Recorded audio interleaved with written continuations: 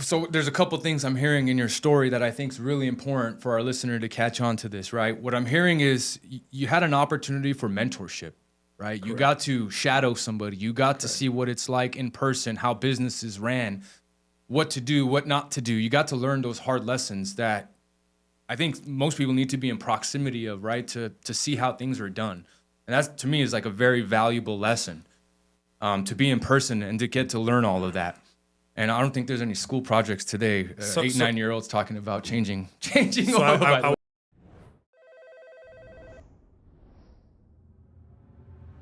After we wrapped up the podcast, Sammy mentioned he forgot to mention the most important ingredient to his success, his team, and the people that he's surrounded by. He couldn't stress enough how critical it is to have a great team, saying it's the key ingredient to building a successful brand and business.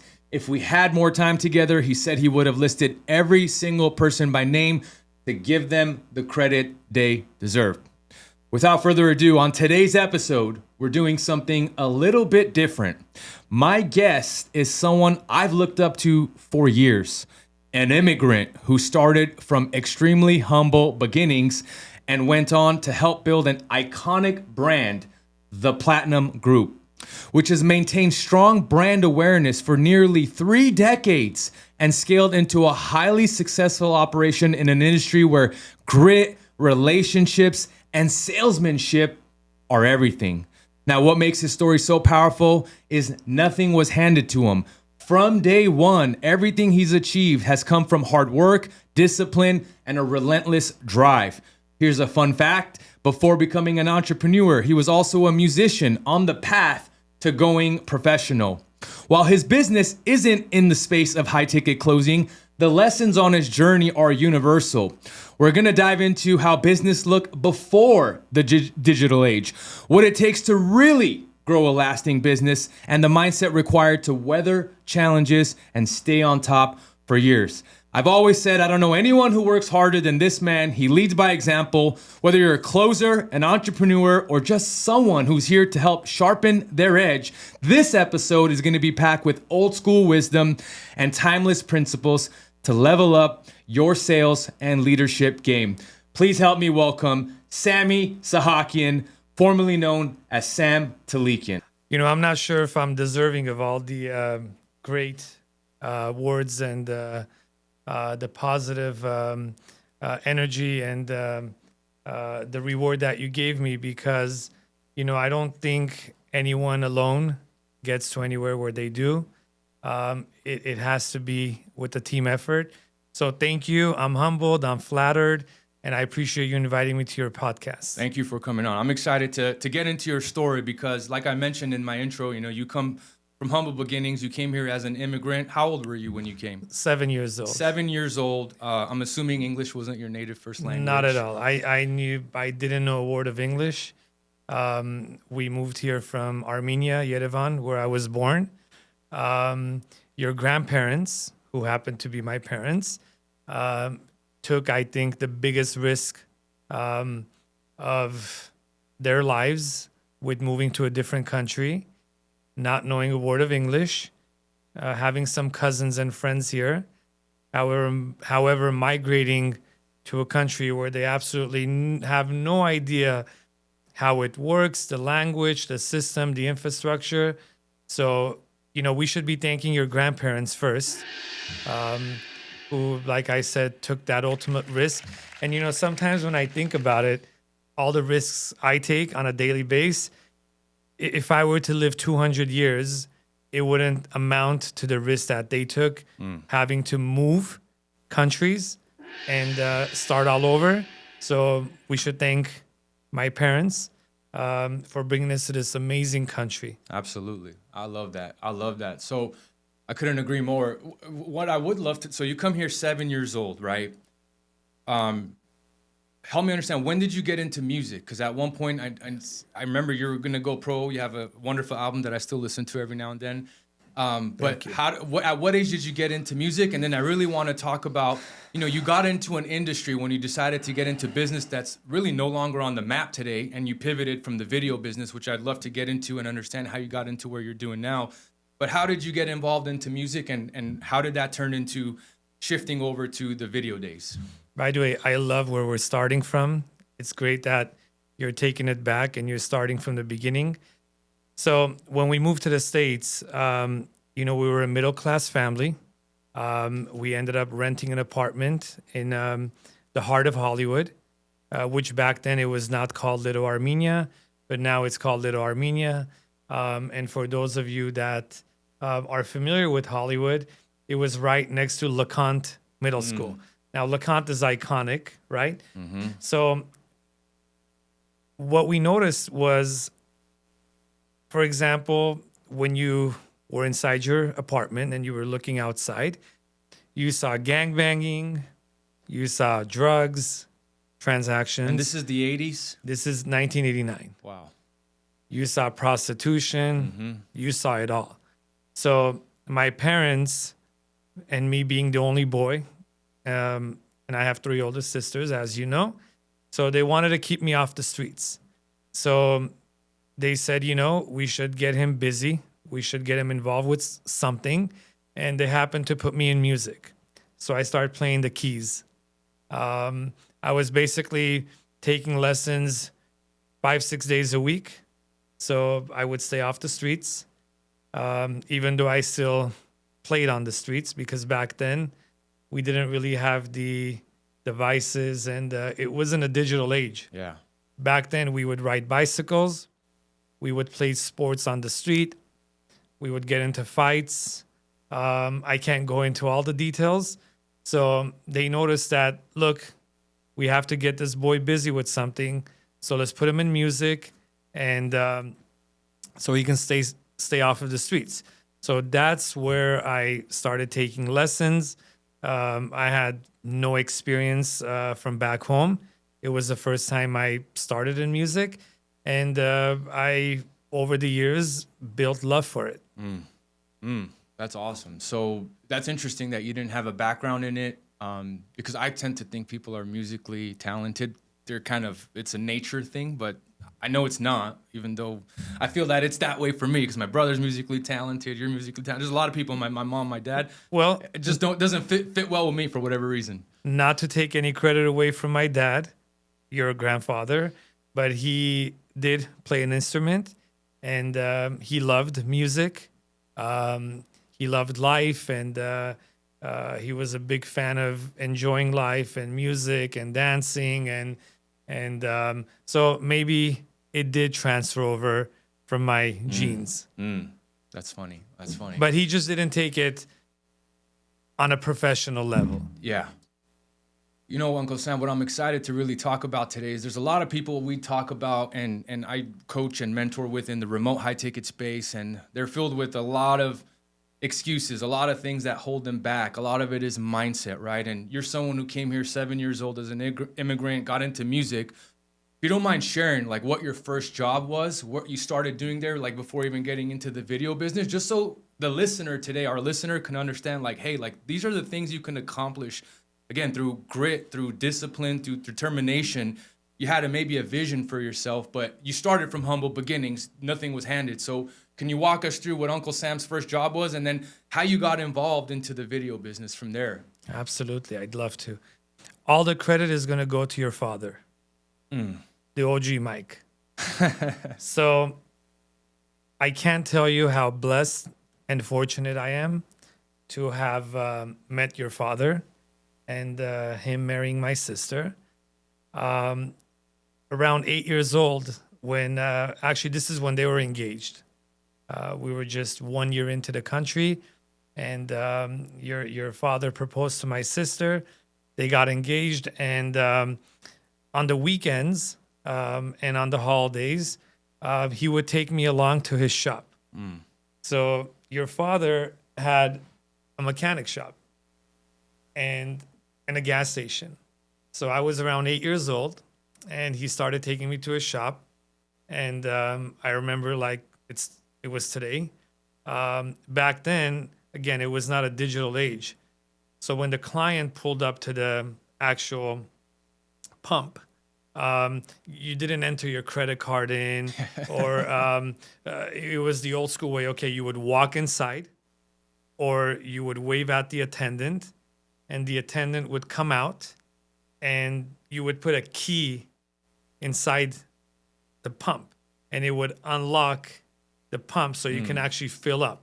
So, for example, if the client wanted to put let's say $10, so you would actually have to hold the nozzle, and you would have to be so precise where you stop it at $10 and not go over 10.05 or 10.10, because then you're taking an L. Sure. So I started off with pumping gas, and he also had a mechanic shop on the premises. So he started teaching me the basics: drive the car on the lift, set up the jacks, raise up the car, changing oil, changing tires, brake job. And what's actually pretty cool, Mike, is when I was around 9 or 10, I actually did a school project on how to change oil. That's so funny. And I have the photos still today, because back then, again, we didn't have phones, and our pictures were, let's take a picture with the camera and let's go to a Rite Aid and Print it. Exactly, you print it. So I have the pictures now. Wow. And my school project was, okay, choose some sort of an activity and do a project on, and I did it on changing oil on a car. So again, I'm probably going to repeat this, but my beginnings have started with your father. God bless him. God bless your family. He really gave me the opportunity to understand what it is to... It's so difficult for me to put this, because there's so much detail that goes behind everything that he's taught me, how to speak with clients, the business mentality, the entrepreneurship, not being naive, because when you're 8-9 years old, you're definitely naive, right? You have zero life experience. He's instilled everything in me. So I can't tell you how important, if I am successful today, how important any of my success is for Mike, the OG Mike, because he's really shown me everything and anything about business. Man, that's awesome. Now, he has set the foundation. Then from there, I have some amazing people that God has brought into my life, which we'll talk about it shortly. But Mike has been my foundation, so he will always get that credit. Shout out Mike, OG Mike.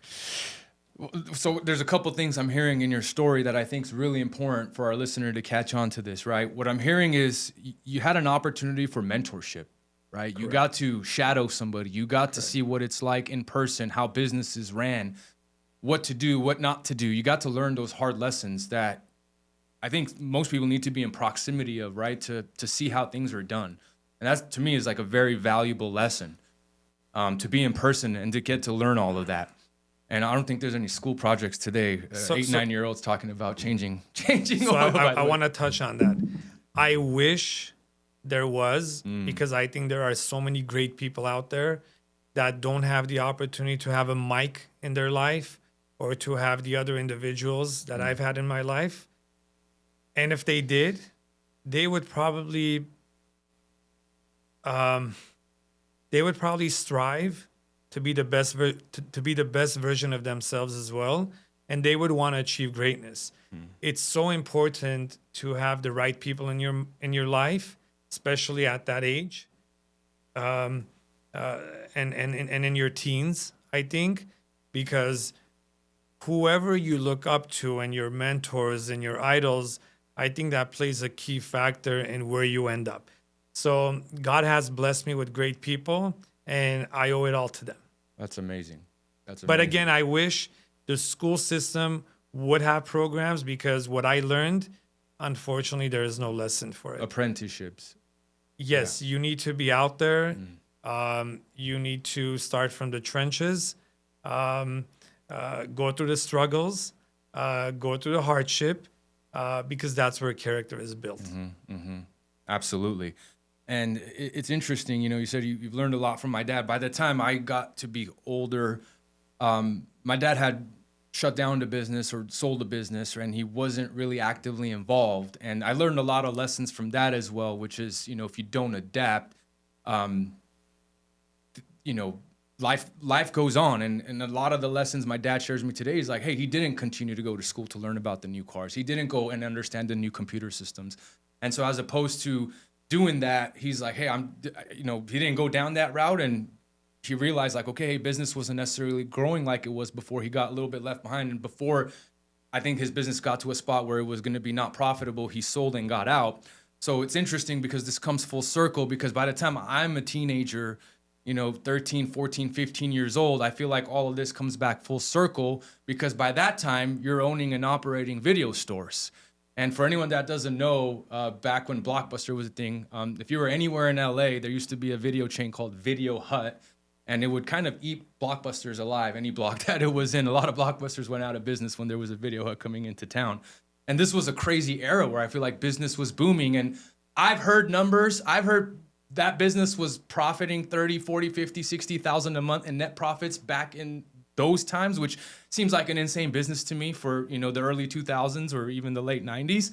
But it's interesting. I find that, hey, this kind of comes around for a circle. And I want to get into, I started working at Video Hut, but as I started working at Video Hut, although you own quite a few Video Huts and there was partners involved there, I realized that business was going out of business. Netflix was coming around, right? And times were changing yet again. And I found that interesting. And you made another pivot from there on, which is really what I want to get into. My second job I ever had after the video store was working for you at Platinum.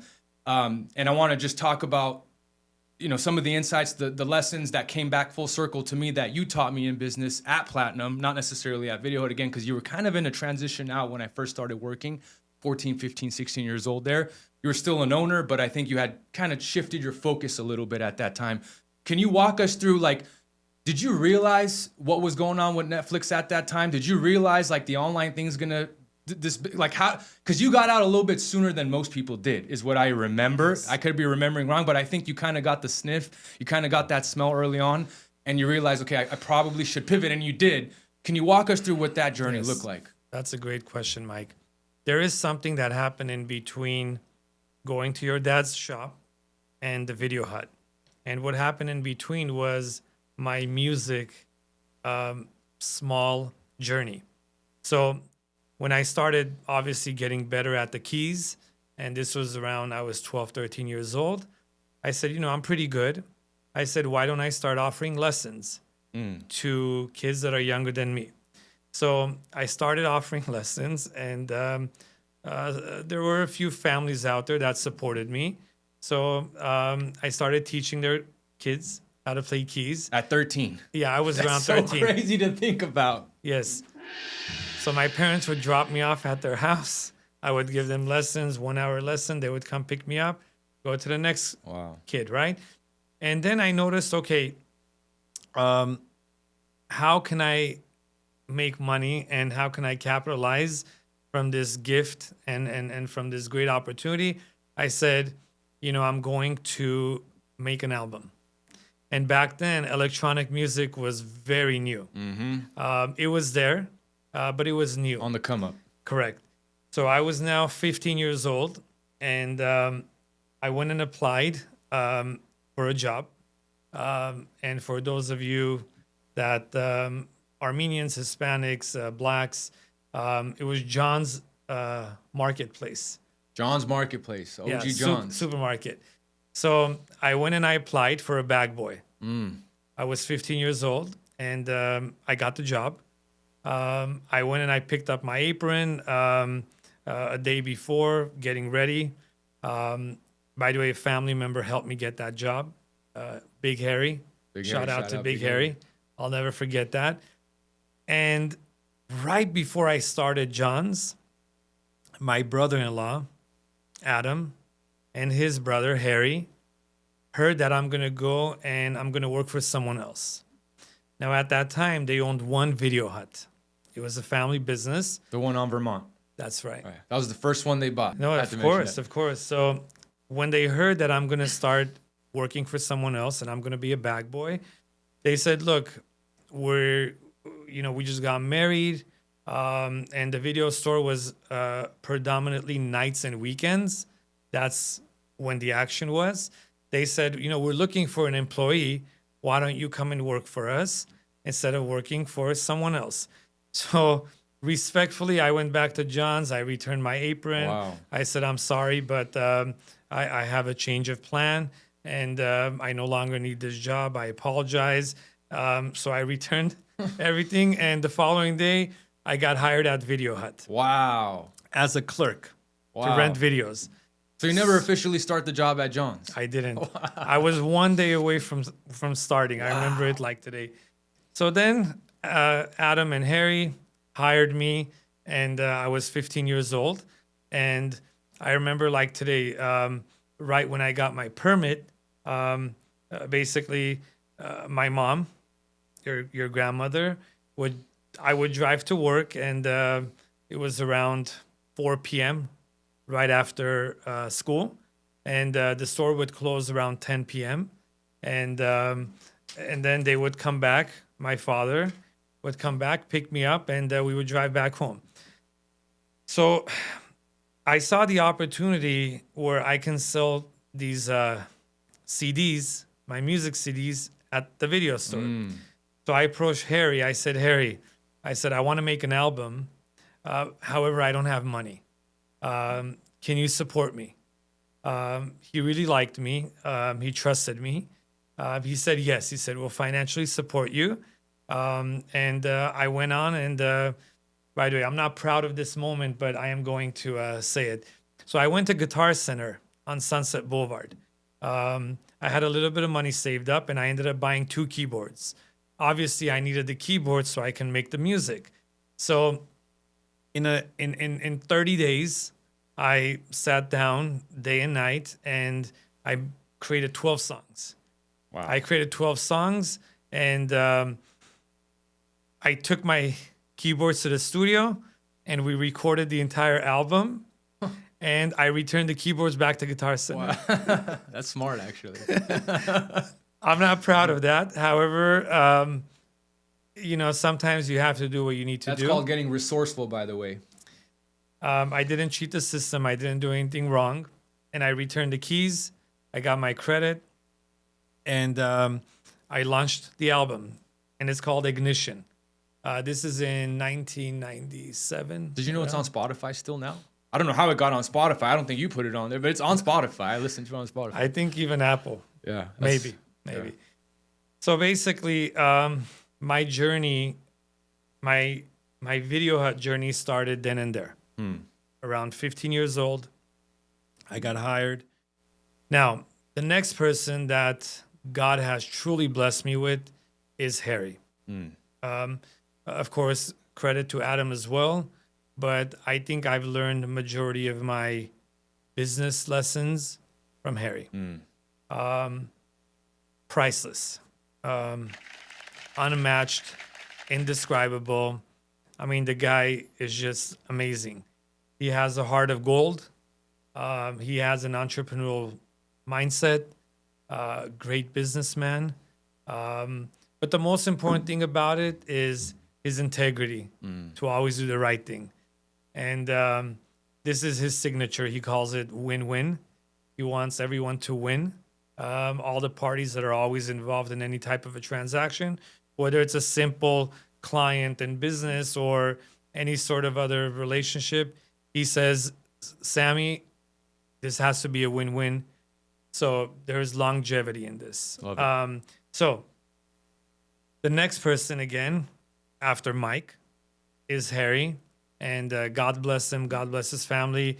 To today, we actually work together night and day, along with his wife, Christine, who's a legend herself, very devoted, very hardworking, just an amazing human being. I've had the pleasure to work with their daughter, to work with their son, and they're just a beautiful family. Absolutely. So all the credit goes to Harry in terms of business lessons. One thing that he's taught me is, look, in business, if you treat it like black and white, your profits will be at X. But if you find a gray area, as long as it's legal, as long as you're operating with integrity, then you will have more success operating in the gray area. Interesting. That's so I love that you're sharing that, because I feel like a lot of people intuitively know that, but they don't really talk about it. And I believe I found that to be true in business as well. You know, there's definitely black and white, but there's those gray areas where kind of stretch the rules a little bit, right? Yes. And I think that's where a lot of the impact happens in business. So walk us through. So you start at John's, you're 24 hours, give the apron back, you get involved at Video Hut. You start off, I would imagine, not as a partner out the gate. You start off working there maybe as an employee. How do you get a partnership? And then I would love to figure out, like, when did you realize like that industry's kind of going out? Good question. So minimum wage was around $4 back then. Wow. And I started with minimum wage, and I worked my ass off. One thing I knew is that I have to work 2-3 times harder than the next guy to basically get somewhere. So I worked hard, and Harry and Adam gave me the opportunity of, they ended up buying a second store. And they said, look, we just got a second store. If you're interested in building with this, we need you to go run the store, and we need you to take the numbers from X to Y. I said, let's go. I've never been fearful to work my ass off, to work hard. So I said, let's go. And that's when I graduated high school. I was around 19 years old, graduated high school. I went, started working at the second store. I raised the numbers up, and that's where they offered me a small partnership, and I took it. And from there, it was history. Then more partners came on, and we went up to 16 stores. Wow. What an incredible journey to go from one store, starting off just working, to scaling up an existing store that they bought and making sure the numbers got to where they need to be, to scaling that to 16 different stores. You said something that really stuck out to me. I'd love for you to touch on this if you don't mind. You said you've never been fearful to work hard. Where does that stem from? Yes. That ultimately stems from when you're a first generation immigrant coming to this country, you have a few options. And one thing that I learned is the school route is extremely important. And I tried college, by the way. College didn't work out for me because I needed to support our family. I wanted to support our family. My father and mother were getting older, and I wanted them to not work as hard, not work as much. So I put on the hat, I took the responsibility, and I just went full force. And that became life. So work became life. And the thing about the video stores, it was 7 days a week. Yeah. 365 days a year. That's right. I was at Video Hut for almost maybe 13 years. Wow. We have never closed a day. Even New Year's Eve, we would stay open until 11 p.m. And then I would go home and I would celebrate New Year's with my family. And being Armenian, New Year's Eve is a very big deal. But I knew that I had to do that in order to support our family. So now the next part is where my life changed. And I think this is one of the most relevant and the most important parts of my story is my childhood friends. They're brothers, which you very well know, George and Jack. Yes, sir. So we met in middle school. We met when we were around 5th grade, and this is Madison Middle School. We all grew up in North Hollywood. By the way, after living in Hollywood for 3 years, we moved to North Hollywood, and that's where I met the brothers. Now, just like any middle school friends, we were very close. And one thing that was special about us is the bond became stronger, and we actually built our friendship from there on. So as we got older, now we're in high school, and for some reason, we already had a vision of what the future is going to be like. And and how it's going to look. Now, when you're in high school, not a lot of people get to talk about vision and where we want to be personally and professionally 10 or 20 or 30 or 40 years from there. Sure. But God blessed us with that. He put something in us that we were now thinking about 10 years ahead, 20 years ahead. So I got really close with their family, and their father, Armin, which you very well know, he became basically a father figure for me.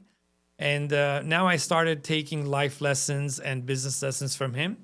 Him being a first generation immigrant coming into this country with nothing and building something big, and which we'll talk about the details shortly.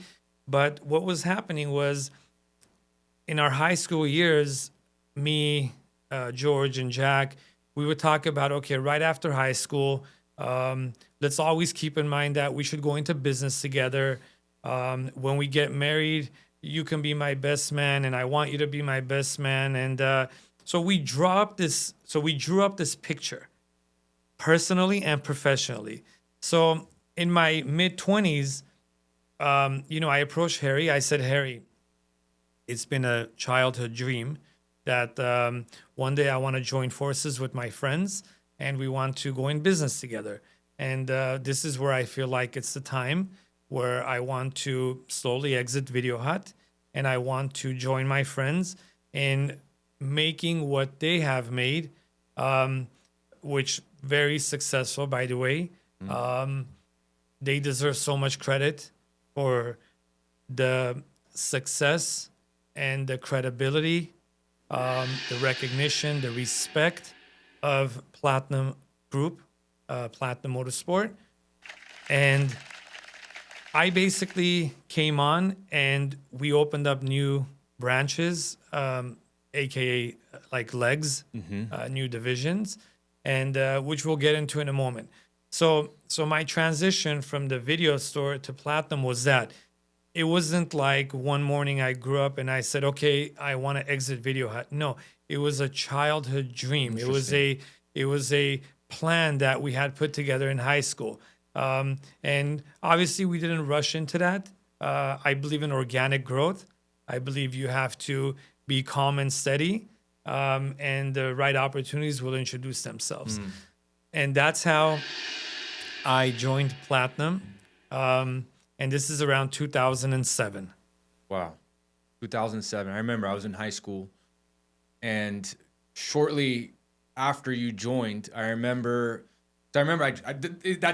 funny you said 2007 because 2008 is when I started working at Video Hut, from 2008 to 2010 while I was in high school and at the end of high school. And that's right around where I didn't see you at Video Hut anymore. It's like, oh, okay, like right when I joined, I started seeing other people like Steve and Mo and some of the other people that were kind of around, Mike, whoever was there. But I remember when you started, my first job, a second job after Video Hut, was to come work for you at Platinum as you're growing these legs, right? So there's Platinum Motorsport, which is an automobile high-end luxury customization company, right? Body kits, rims, wheels. Today, the Platinum Group has many different legs. It has chauffeured car services, right? It has executive protection. It has car rental. Is there anything I'm missing there? Yes. Picture cars. Yes, and we recently started our own financial leasing company. Wow. So this is a milestone, and it's an epic move. That's amazing. We have started, now we call it leasing, but unfortunately, leasing can be misinterpreted because I don't want to be known as a car broker. We're not. We're basically a financial institution. Got it. So let's say if you want to lease a car, instead of going through GM Financial or instead of going through Toyota Financial, you would go through us. We provide that service. Where can someone find you if they wanted to do that? Online, but we're primarily relationship based. Okay. We want to know our clients. We want to have some sort of a history with them. We want to feel comfortable with taking that risk. There is a lot of exposure. So we're primarily relationship based, but if there's anyone out there that wants to build a relationship and their intentions are right, we'd love to speak. Love it. Love it. So we go. So I remember coming and visiting you as I'm like, you're trying to bring me under your wing. I'm trying to exit out of Video Hut. I'm coming to work for Platinum. I'm just finished high school. By the way, my uncle picked me up. I was the only kid in high school that got my ass dropped off to my graduation in a Lamborghini and got taken away in a Lamborghini. Thanks to Uncle Sam. That was an epic moment. Everybody was talking about that. That was amazing. Thank you for that. But I remember graduating, and then it's like, okay, well, I'm not going to necessarily continue working at Video Hut. I had plans and intentions to get into real estate, but I was like, that's not an overnight endeavor. I want to try something different, do something different. And I was coming, and you actually picked me up a few times. I would come visit you at Melrose before you had the Sunset location. Yes. In the booth. Correct. And I would shadow you in the booth for days. I came more than a few days, maybe weeks. I was coming and shadowing you in there. And I believe it was shortly after that is when you guys got Sunset. That's officially when you had the Sunset location is when I got hired. I remember that because I don't think I worked at Melrose. I think I started working at Sunset.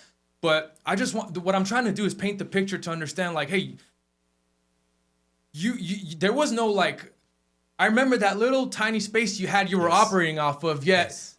I remember the phone calls and the relationships. And, one thing I really want to talk about is relationships today, because I remember a time when you had to have multiple phones, because back then it's not like the iPhones and the smartphones now, guys. Like, your phone could only take a certain amount of contacts. Like, there was only so much space and data space in your phone.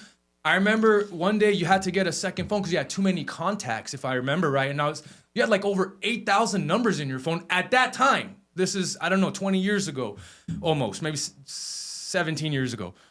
And I was thinking, like, how does somebody have 8,000 phone numbers in their phone? I looked at my phone, I had like 200-300 numbers. I couldn't fathom, how does a person have that? I think you needed a second phone just for that. But man, the power of relationships, I think you've always been a Rolodex guy, a relationship guy. I think you prioritize relationships over a lot of different things. How was that a business lesson you learned from someone specific? How did you realize, like, relationships is it? Sure. So the small amount of success I have today, I owe it to, I mentioned earlier about Armin, George and Jack's father, Pops. aka Pops. We have to give the biggest shout out to him. He's a legend. God bless him. I hope he lives 200 years. I love that, because man. he deserves it. He's done so much for everyone. He's given so much for everyone. And he's really the person that trusted me, that believed in me, that gave me this opportunity to go into business with his sons. And it's so important because just like I told you about your father, how he gave me the opportunity from 8 years old to understand what business is and learn so much from him. Then going to Harry, all the business lessons that he's taught me that I use today every minute of my day. And then to Pops, these are all very, very important individuals in my life, because without each one of them, I wouldn't have the opportunity to start. And, there's a lot of great, hardworking people out there, but not everyone gets to meet, or not everyone has the Mikes and the Harrys and the Popses in their life, so they can give them the opportunity and trust them and believe in them to be able to get in and work and build something. So Pops, Jack, and George were amazing at relationships. That's like a secret sauce that not everyone understands, but it ultimately comes down to relationships. And I think I can confidently say that I picked up on relationships from them, understanding how important it is. Because look, being in LA, you have all walks of life, brother. You have all walks of life. So it's so important to be able to understand each person, how they think and how they move. Mike, I can't tell you. I believe that's the secret sauce. No matter where you go, no matter what industry you're in, it's all about relationships, Mike. That's the secret sauce here. So I understood that they pay attention to relationships, and then I started applying that. Because when you're operating a ground transportation business, you tend to work on credit. So it's so important to work with banks and insurance companies. And from the start in 2008, I started planting the seed, watering it, maintaining it, waiting for a credit line to buy the first car, then increasing that credit line to buy the second car, then the fifth car. And now ultimately that's maintaining the relationship and building it. Because when you want to build something with a bank or an insurance company, you have to be in the long game. There's no shortcuts. There's no short game here. It has to be longevity. So fast forward to 15 years plus now, we have good relationships with banks. We've built good relationships with insurance companies. So that's the relationship part. Yeah, it's so powerful because it's one of those things that I feel like the younger generation doesn't quite understand. And you know, you've probably heard those saying, "It's not what you know, it's who you know," type of a deal, and that holds to be true, I think, more often than not. But you know, prioritizing relationships, nurturing relationships is just such an impact in business, and I think you're a testament of that, right? A walking testament of that. So you go from. How long does it take you to go from Melrose, starting this concept of? I think you started the first division and leg you started was car rental, if I'm not mistaken. That's correct. So George and Jack were operating two businesses, like you mentioned, the customization shop and collision center.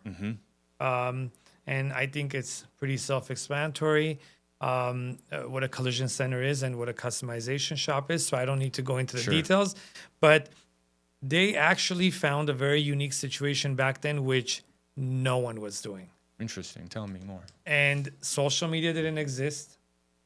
YouTube didn't exist. Twitter didn't exist. None of that existed. So we have to give a lot of recognition and a big prize to both of them that actually had a vision of, okay, so we have a custom shop. Now, it's almost inevitable that cars do get scraped and unfortunately accidents. That car now has to come back and get repaired. So they had a vision that we should also have a collision center. Because here you go, you built this great relationship with this client.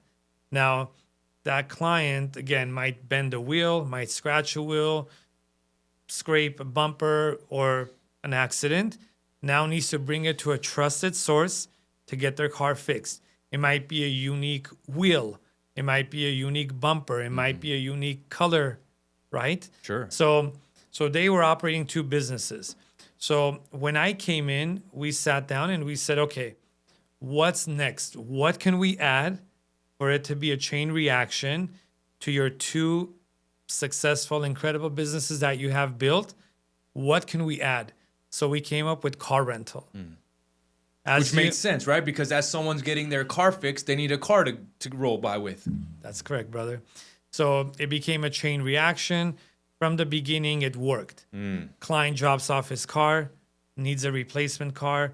We would put them in a rental. But the best part of this story is our first vehicle at that time was a 6-year-old Honda Accord. So this is 2007. So I'm it's sorry, like 2008. So 2002. It was a 2002 green Honda Accord. And Pops put up $3,500 of his money. He said, here you go. Let's buy this used car. It was one of his clients. Wow. You know, he's an OG because he was operating a gas station on Melrose. It was a gas station and a mechanic shop. So he put up $3,500 and he said, here you go. Buy this car and start with this car. And I was good with it because I know nothing more than starting something from zero. Yep. And again, That's what you did at Video Hut.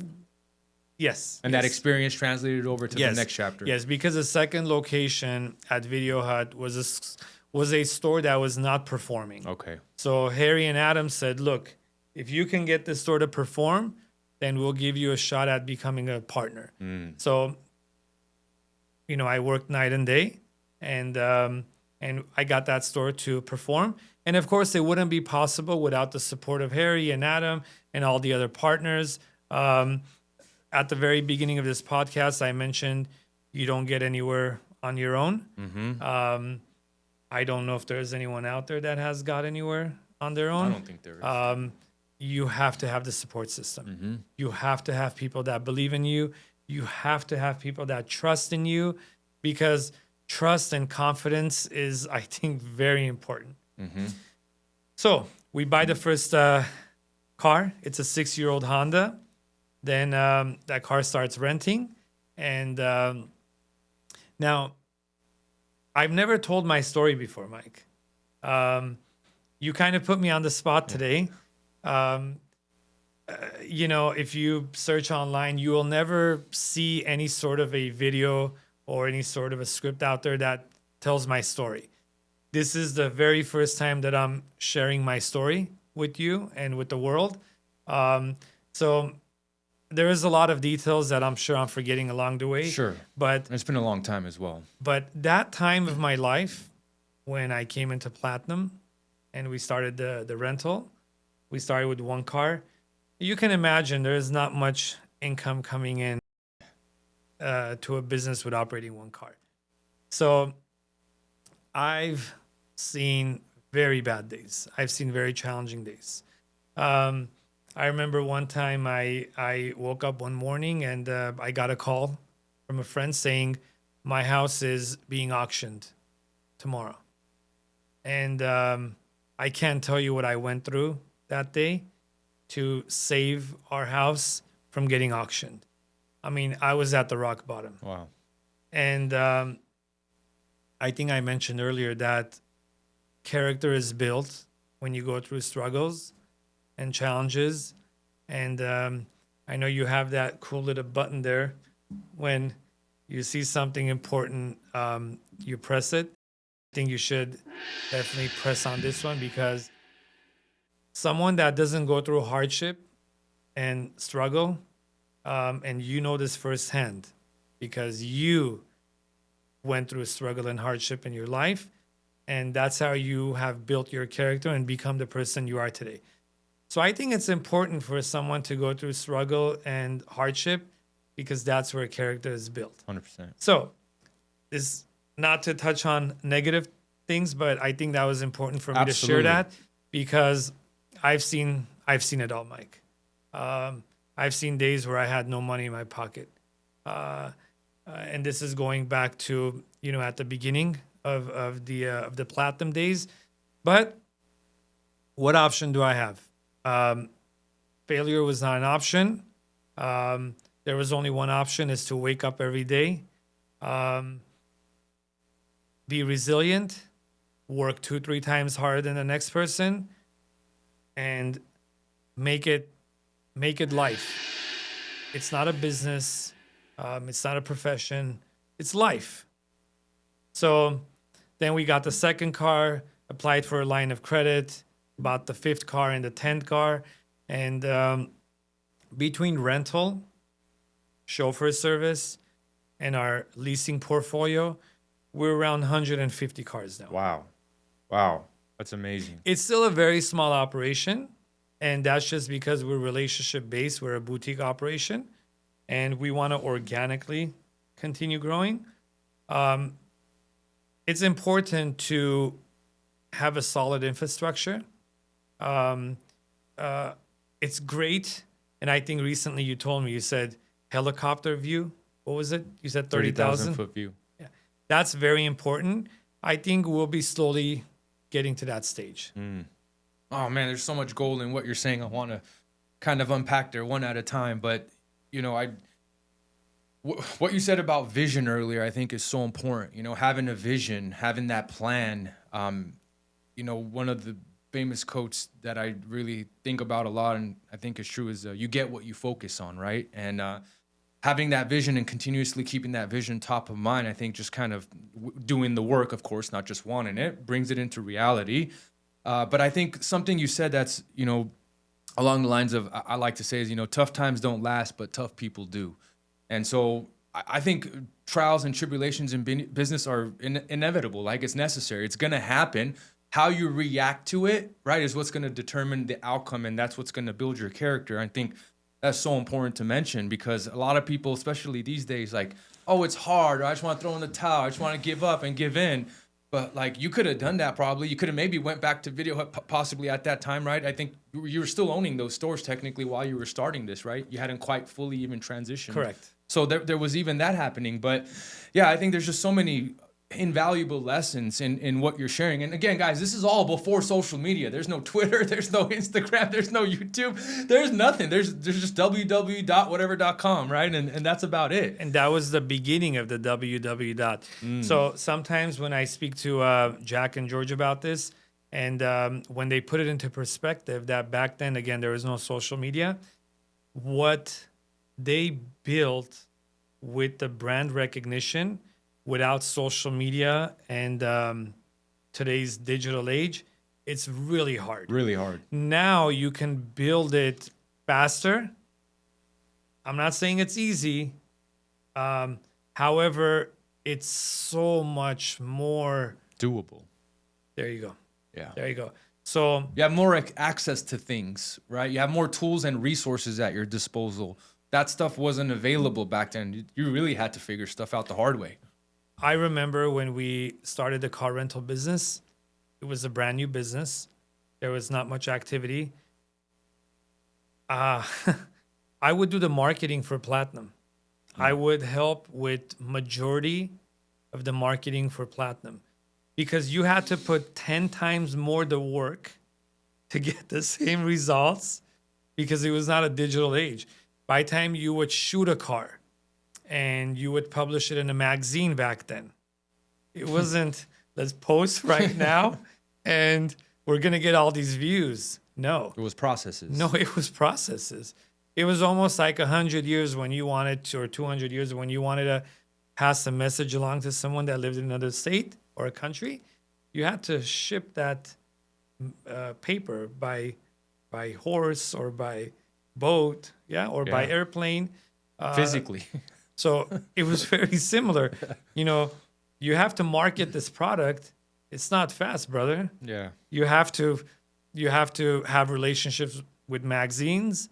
They have to be willing to publish your new build or your new division for the world to know. It wasn't this fast. And this leads into exactly what our show is about. I want to get into salesmanship. What kind of role do you believe sales had as an impact in you, even marketing, even what kind of challenges you have getting those first customers, building trust in your market? How do you think sales played a role in business for you? By the way, I love what you're doing with Closers Network. I think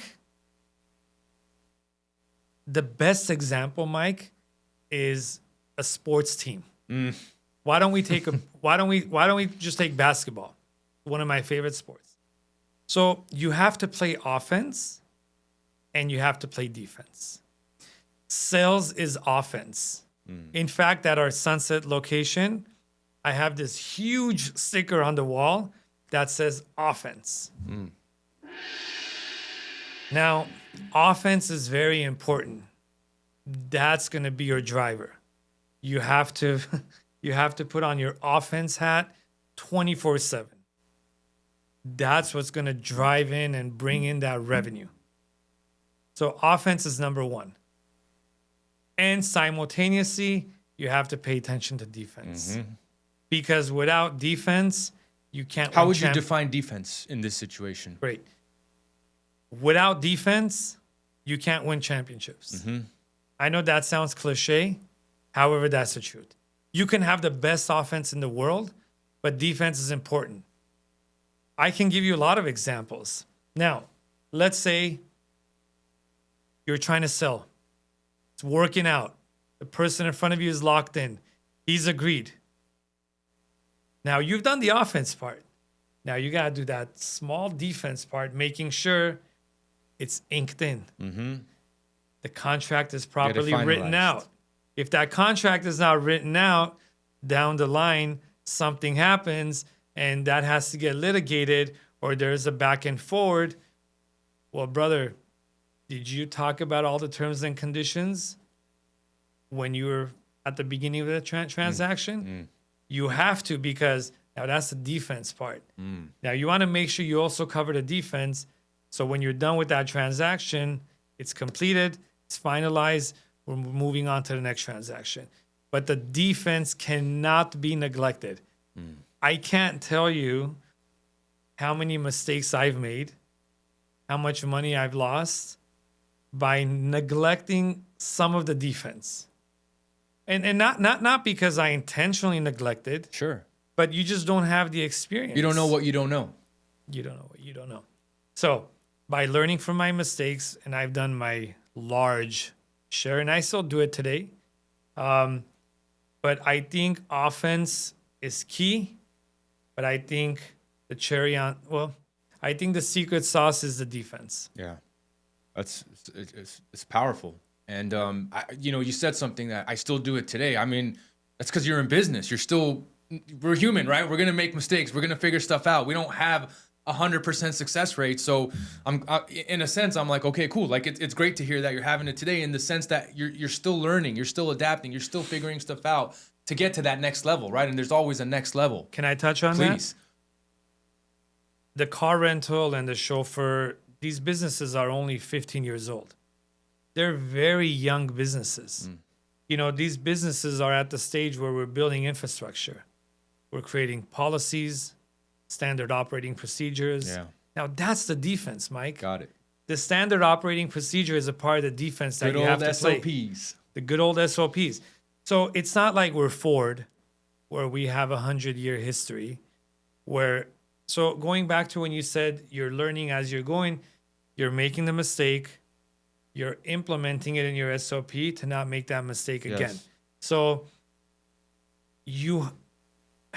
it's tough, man. Like when you make mistakes and it costs money. It hurts.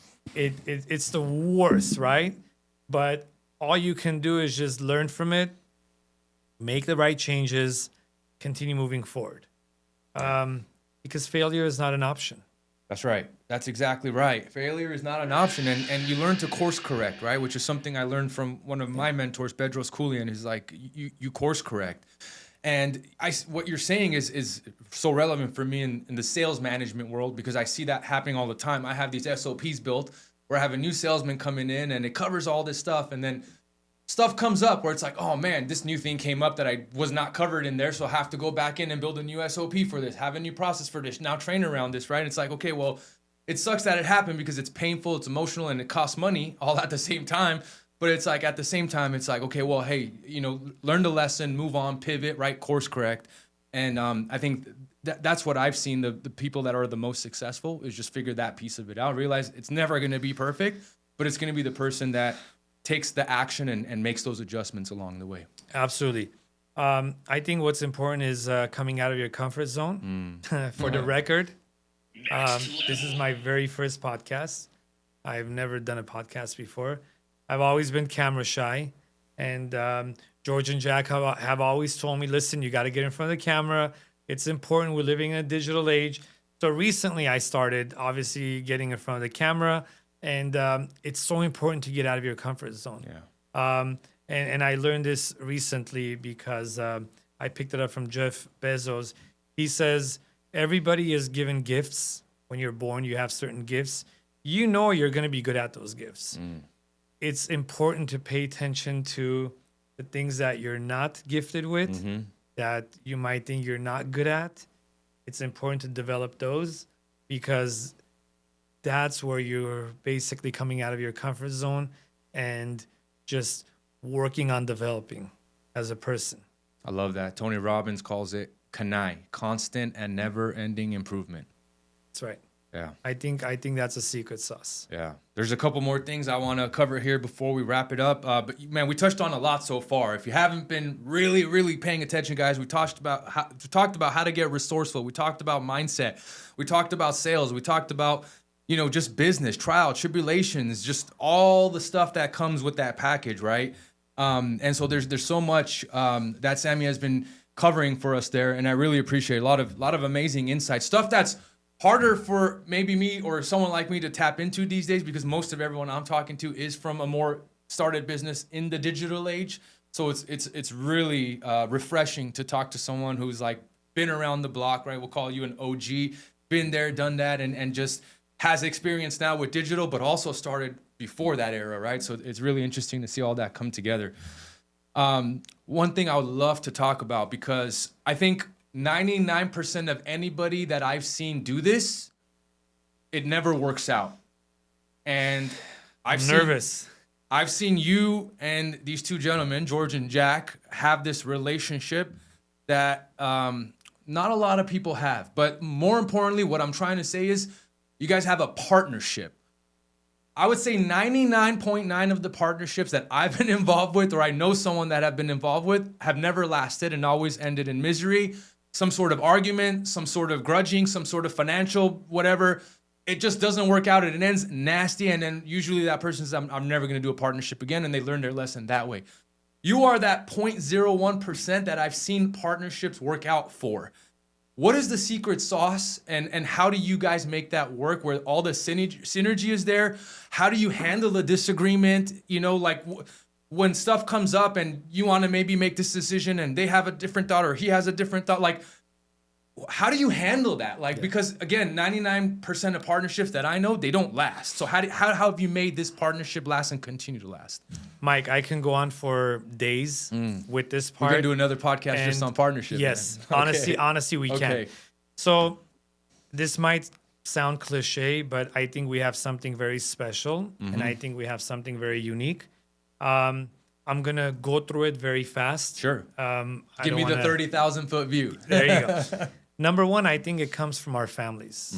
I think it comes from my grandparents and my parents, and it comes from their grandparents or their parents. The upbringing, the value, so culture for 100%, but I think it's values. I think it has to do with how you are brought up and the discipline, the mentality. I think step number one is the family dynamic. We have very similar families, very similar. Number two, I think it's the fact that we've been doing this for a very long time, meaning we've known each other since we were in the 5th grade. So the relationship has not been forced. We've been through everything and anything you can possibly imagine and think about. So I think one of the things is, since we've been through so much together, we've built that relationship and that bond, the respect, the love. And from an earlier age, we talked about, listen, if I get married, I want you to be my best man. When we get older, let's go into business together. I think it's that calm and steady longevity mentality that's ultimately kept us going. And, you know, we always talk about this. We always talk about how we have something special. And now that we're married, now that we have kids, and we want to keep that going. So when there's events and parties and get-togethers, we try to bring everyone together so the kids can bond together, our wives can bond together, because ultimately, again, it comes back to relationship. The great relationship that we've built between 3 of us, it's important for our wives to continue that and for our kids to continue that. So I ultimately believe we have something that's God sent. It's very special and it's unique. And every day we strive and we want to keep this going and keep it going and keep it growing, because we're nowhere near where we want to be. All 3 of us are driven and we're ambitious and visionary. One thing I want to touch on is the disagreements. I think this one I'm excited to hear. I think this is one of the most important parts, because when I was young and I guess stupid, I would take that in the wrong way. When someone would disagree with my idea, I would. Now, as I got older, I'm understanding that the most important thing is to disagree. That's the most important part. That's crazy. That's definitely a secret sauce, Mike. It's a healthy thing. If anyone disagrees with you, first of all, when you're young, you're like, what the fuck? It's a hit to the ego when you're young. Ego, pride, right? But now I'm in my early 40s. I understood that, brother, it's amazing to have people around you that disagree. That's right. I can't tell you how many times a day I disagree now. Whether I disagree with someone else or they disagree with me. Of course, at that moment, the blood starts boiling and all that stuff. However, immediately I just calm myself down saying, okay, let me take a step back because this is a good thing now.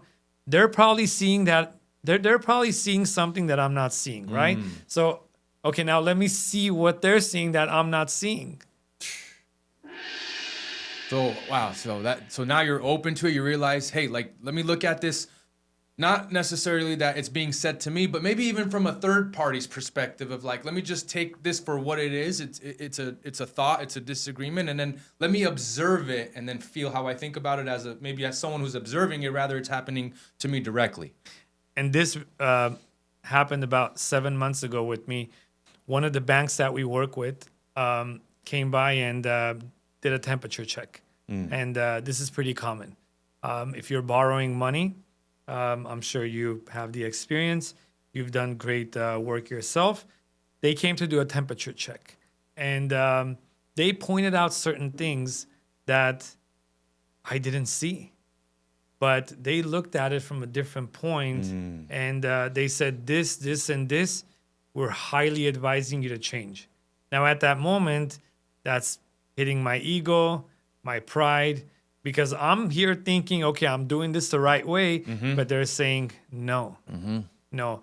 In this climate, you have to pivot. Yeah. This is a different climate, Mike, and I'm sure you see it yourself. But we're living in a very fast and a changing world. That's right.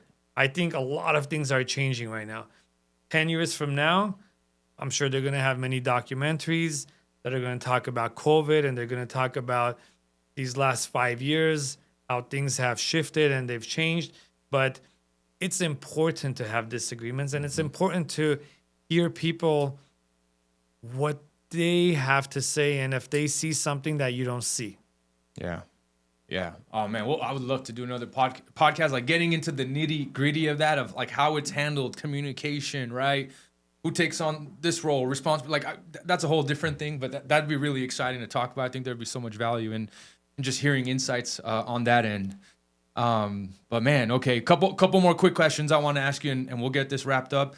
What would you, if you had, and maybe it's not something that whatever comes to you now, what would you say is like the hardest lesson you've ever learned about money in business? You know, I'm still learning to date. I don't think there's ever a point where you hit the light switch and now you know everything about money. One thing that I've learned is to keep costs down. Overhead low. Yes. And you're in an overhead intensive business. That's large 150 overhead. cars. You're financing 150 cars. Look, they need to get rented out. That's 100% correct, Mike. So I actually saw this analogy recently, and I thought it was very important. The analogy was, okay, let's think about a swimming pool. Okay? So, and then let's think about there's a pipe that's coming into the swimming pool, and then there's a pipe that's going out. So the coming in is basically your offense. You want to focus on that offense. You want to bring in as much as you can, brother. Now, the going out is a part of the defense. That's when you want to keep your expenses low. Because when it's coming, you're excited. You're like, okay, now let me spend the money on this. Now let me spend the money on that. Whether it's personal, regrowing the business, reinvesting in the business. That's right. So when that money is coming out, you want to make that hole tight as possible. I think that's key, really, because you can do offense all you want, but as the money's coming in, if you can't control your costs and your expenses, it will go out very fast. Dang, So that's powerful. I think that's something that I'm learning and I'm applying to date. That is very important to pay attention to your expenses. Yeah, that's powerful. Thank you for sharing that. What?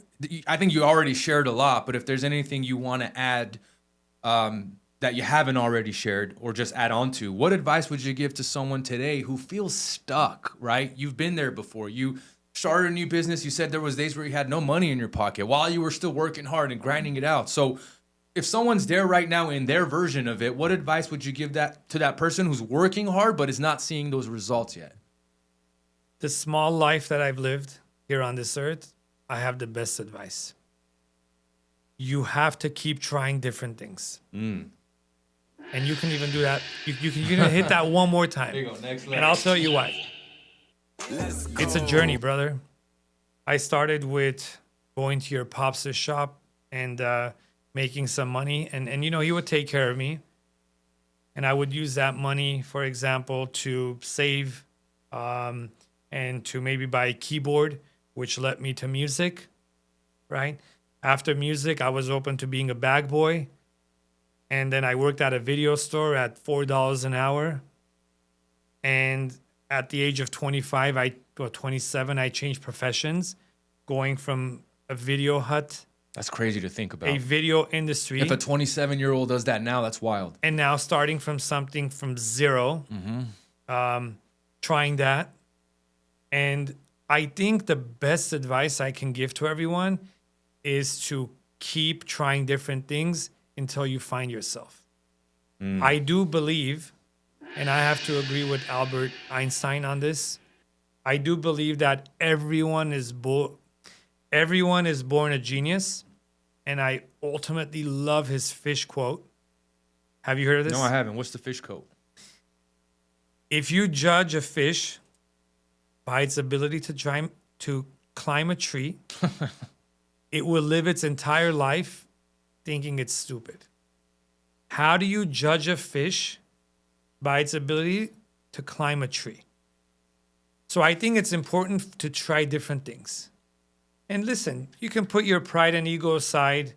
If you need to be a bag boy, you can be a bag boy. And if you need to work at a restaurant, flipping burgers, it's so important to try different things until you see what's your calling.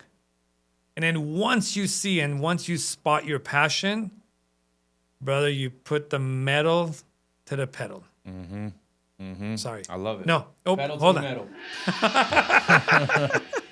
Pedal to the Pedal metal, to the baby. metal. That's right. English is a second language, That's right. Mike. So ultimately, keep trying, do different things. It will come to you. If you don't give up, again, this is going to sound cliche. If you don't give up, it will come to you. You'll find your purpose. You'll find your passion. You just have to be driven. You have to figure out what excites you. When you wake up in the morning, find what creates that fire. And it ultimately has to be a never-ending burning desire. Yeah. That fire, you have to keep it at high temperature. You have to treat every day like it's the last day.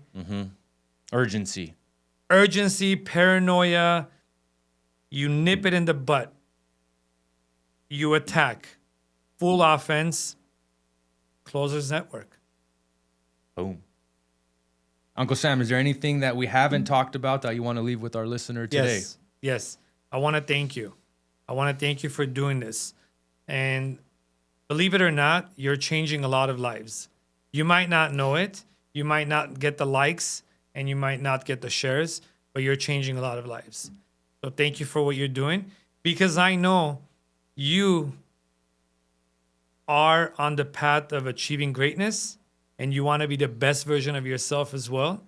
You know, we always talk about this, and I've shared my stories with you, even off the camera, but just keep going. You're doing something great. We live in a digital age.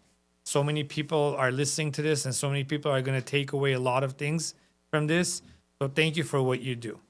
believe it or not, you're giving back without knowing that you're giving back.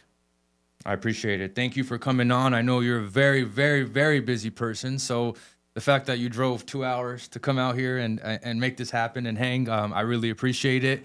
I think there's just so much in my story that I always share. You might not hear every episode that I do, but I've referenced you a few times, always talking about, you know, you've always been the example in the family for me to make me believe everything is possible.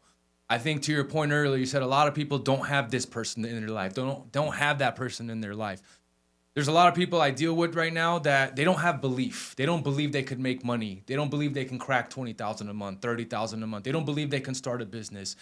From very early on, I think there was a couple of things that made me believe. I think it's where I grew up. You know, being in Hollywood, you're around a lot of extravagant lifestyle and stuff like that. So I think that had one effect where like you see money around you all the time, right? I'm not in some suburb where there's like not a lot going on. But I think the person in my life that had the most impact on me, that made me believe that I can too, was you, because you did it. And I felt like, oh, I'm cut from the same cloth. Like if my uncle did it, I can too.